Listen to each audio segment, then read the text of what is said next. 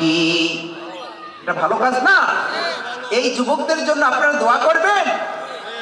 আমাদের দোয়া করব আমরা সমস্ত কবরবাসীর জন্য, আল্লাহ যেন ওনাদেরকে মাহে রমাদানে যেভাবে ওনাদেরকে ক্ষমার ফয়সালা করে দেয়। একটি মাস আমরা আল্লাহর কাছে দরখাস্ত করব, একটি মাস নয়, যতদিন তারা এই কবরের জগতে থাকবে ততদিন পর্যন্ত যেন আল্লাহ রাব্বুল আলামিন তাদেরকে ক্ষমা করে দেয়। চিৎকার মেরে বলি সুবহানাল্লাহ, চিৎকার মেরে বলি আল্লাহুম্মা আমিন।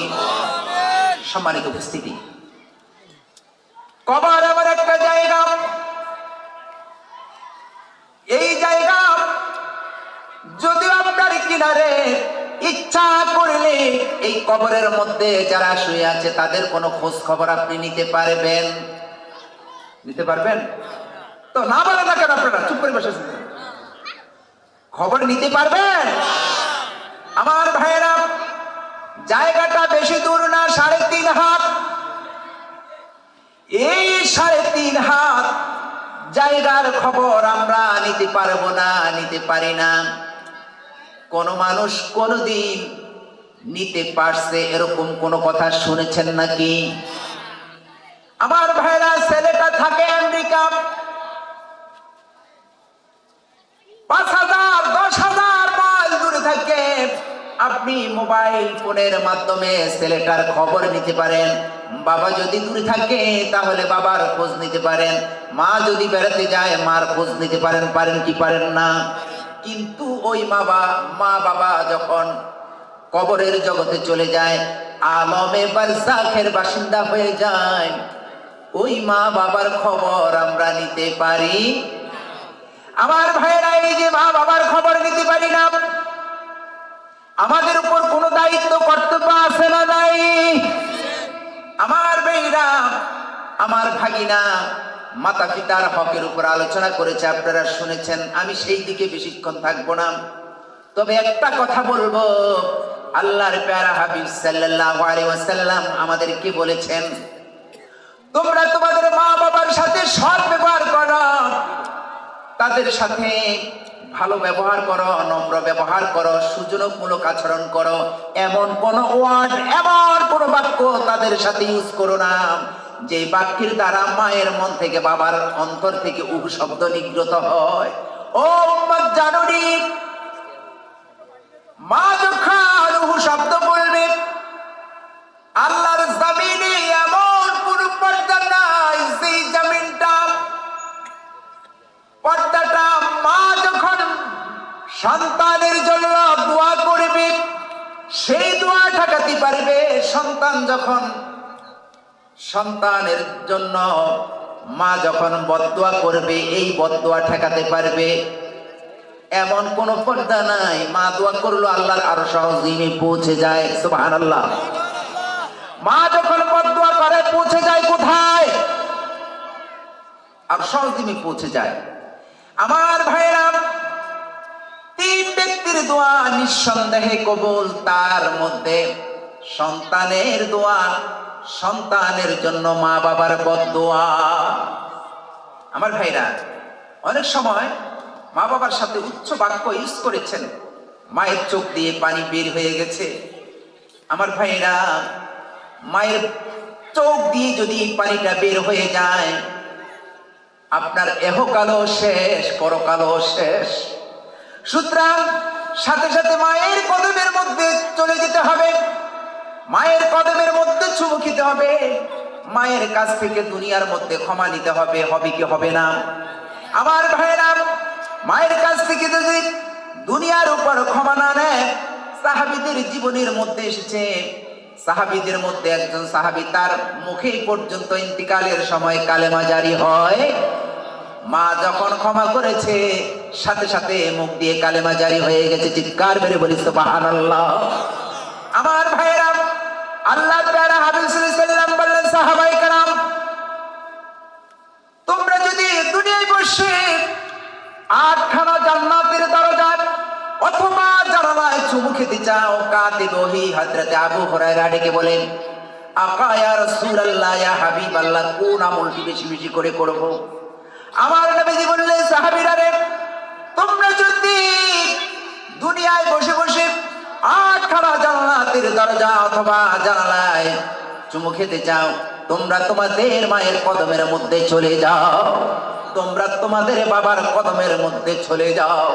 তোমরা যদি তোমাদের মায়ের হাতে, তোমরা যদি তোমাদের মায়ের কপালে, তোমরা যদি তোমাদের মায়ের পায়ে, তোমাদের বাবার হাতে পায়ে কপালে চুমু খেতে পারো রে সাহাবীরা, আমি বলে দিলাম তোমরা জানো দুনিয়ায় বসে বসে আল্লাহ রাব্বুল আলামিনের আটখানা জান্নাতের দরজা অথবা জানালায় চুমু খেয়ে ফেলেছ। সুবহানাল্লাহ নাই? বাড়িতে গিয়া কইন, আহা, চিৎকার দেই আমি, চুপ করে থাকেন আপনারা। এটা হইল? আপনারা আমার সাথে কথা বলবেন, কথা বলবেন। আল্লাহর প্যারা হাবিব সাল্লাল্লাহু আলাইহি ওয়াসাল্লাম বললেন, হুয়া জান্নাতুকা হুয়া নারুকা, তোমার মা তোমার জন্য জান্নাত, তোমার বাবা তোমার জন্য জান্নাত, তোমার মা তোমার জন্য জাহান্নাম, তোমার বাবা তোমার জন্য জাহান্নাম। কারণ রিদা রব্বি রিদাল ওয়ালিদাইন, সাখাতা রব্বি ফি সাখাতাল ওয়ালিদাইন। মা বাবার সন্তুষ্টি আল্লাহর সন্তুষ্টি, মা বাবার ক্রোধে হলো আল্লাহর ক্রোধ।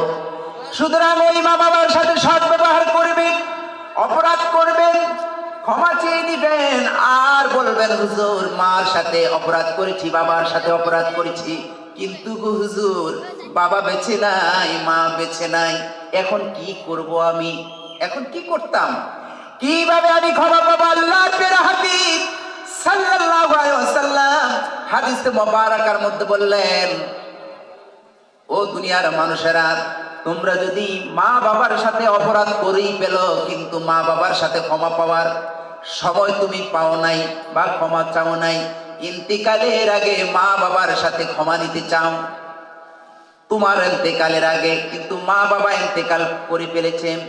আল্লাহর প্যারা হাবিব সাল্লাল্লাহু আলাইহি ওয়াসাল্লাম বললেন, ও দুনিয়ার মানুষেরা, ও উম্মতেরা, শোনো, তোমরা তোমাদের মা বাবার কবরের কাছে গিয়ে মা বাবার জন্য দোয়া করবা, কবর জিয়ারত করবা, সূরা ফাতিহা পড়বা, সূরা ইখলাস পড়বা, এরপরে আল্লাহর কাছে দরখাস্ত করবা, রাব্বিরহামহুমা কামা রাব্বায়ানি সগীরা। আপনারা পারেন? আবার বলেন, রাব্বিরহামহুমা কামা রাব্বায়ানি সগীরা। হে পরওয়ারদিগার আলম মাওলাই কারীম, ছোটবেলা আমার মা বাবা যেভাবে আমাকে স্নেহের কোলে লালন পালন করেছে, তুমিও আমার মা বাবাকে সেভাবে লালন পালন করিও। চিৎকার মেরে বলি সুবহানাল্লাহ। আল্লাহর প্যারা হাবিব সাল্লাল্লাহু আলাইহি ওয়াসাল্লাম বললেন, ততক্ষণ পর্যন্ত দোয়া করতে থাকো, ততদিন পর্যন্ত মা বাবার জন্য দোয়া করবা, যতদিন পর্যন্ত তুমি নেক ভক্তদের অন্তর্ভুক্ত না হও। সুবহানাল্লাহ। তাহলে আপনারা আপনাদের জন্য একটা সুবর্ণ সুযোগ আছে না নাই, যে মা বাবার কবরের কাছে গিয়ে দোয়া করবেন।